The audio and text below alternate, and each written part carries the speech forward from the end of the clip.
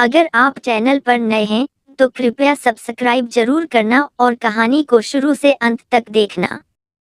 एक बहू की दो सासें। भाग एक। गांव का परिवेश। मध्य प्रदेश के एक छोटे से गांव में सुहासिनी नामक एक महिला रहती थी। वह बचपन से ही अपने मृदुभाषी स्वभाव और मेहनती आदतों के कारण गांव में लोकप्रिय थी। सुहासिनी का विवाह रमेश के साथ हुआ था, जो गांव के सबसे प्रतिष्ठित परिवारों में से एक का बेटा था। रमेश के परिवार में दो सासें थीं। पहली सास शकुंतला देवी रमेश की सौतेली माँ थी, जबकि दूसरी सास लक्ष्मी देवी उसकी सगी माँ थी। भाग दो। दो सासों का संघर्ष। शकुंतला देवी और लक्ष्मी देवी के बीच हमेशा से ही एक अदृश्य दीवार थी। दोनों के बीच संघर्ष का कारण था उनके पति की संपत्ति और गांव में उनका स्थान। जब सुहासिनी इस परिवार में बहू बनकर आई, तो उसे इन दोनों सासों के बीच संतुलन बनाए रखना एक बड़ी चुनौती लगने लगी।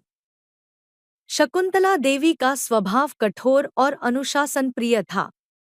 वह चाहती थी कि सुहासिनी घर के सभी काम समय पर करे और किसी भी प्रकार की लापरवाही न बरते।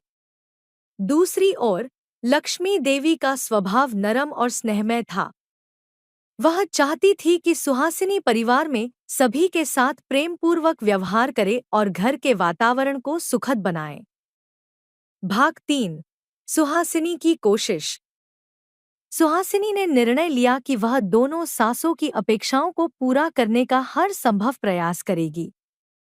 वह सुबह जल्दी उठकर घर के कामों में जुट जाती और शकुंतला देवी की सभी आदेशों का पालन करती। इसके बाद वह लक्ष्मी देवी के पास जाकर उनसे बात करती, उनके साथ समय बिताती और उनकी आवश्यकताओं का ध्यान रखती। हालांकि दोनों सासों के बीच तनाव का माहौल बना रहता था। एक दिन गांव में एक बड़ी पूजा का आयोजन किया गया।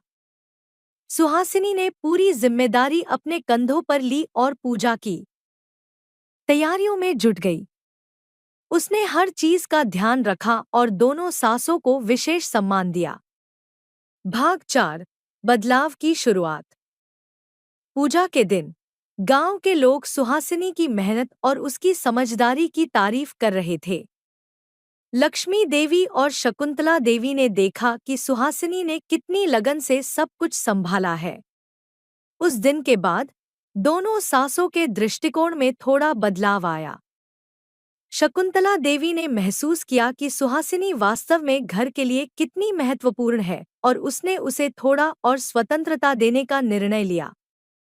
दूसरी ओर लक्ष्मी देवी ने भी सुहासिनी को और अधिक स्नेह और सहयोग देने का प्रण किया। भाग 5। समझ और एकता। समय बीतता गया और सुहासिनी की समझदारी और धैर्य ने दोनों सासों के बीच की दीवार को धीरे-धीरे मिटा दिया। एक दिन सुहासिनी ने घर में एक बैठक का आयोजन किया, जिसमें उसने दोनों सासों से खुलकर बात की। उसने कहा, माँ, मैं आपकी दोनों की बहुत इज्जत करती हूँ और आपसे बहुत कुछ सीख रही हूँ। आप दोनों ही मेरे लिए महत्वपूर्ण हैं और मैं चाहती हूँ कि हम सब मिलकर इस घर को और सुखी बनाएं। शकुंतला देवी और लक्ष्मी देवी ने सुहासिनी की बातों को ध्यान से सुना और उन्होंने अपनी गलतियों को स्वीकार किया।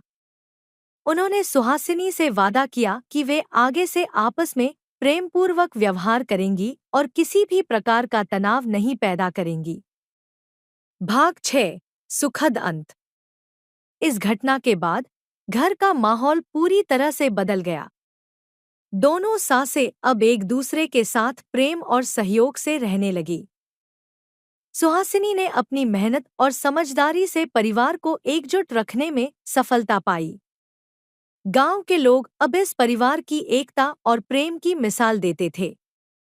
सुहासिनी की कहानी हर किसी के दिल को छू गई और उसने यह साबित कर दिया कि धैर्य, समझदारी और स्नेह से किसी भी समस्या का समाधान किया जा सकता है। इस प्रकार सुहासिनी ने एक बहू की भूमिका में दो सासों के बीच सामंजस्य स्थापित किया और अपने परिवार को खुशहाल बनाया। उसकी यह कहानी हमें यह सिखाती है कि किसी भी परिवार में प्रेम और सहयोग सबसे महत्वपूर्ण होता है और इसे बनाए रखने के लिए हमें हमेशा प्रयासरत रहना चाहिए। अगर आपको कहानी पसंद आई हो तो कृपया लाइक, शेयर और सब्सक्राइब करें।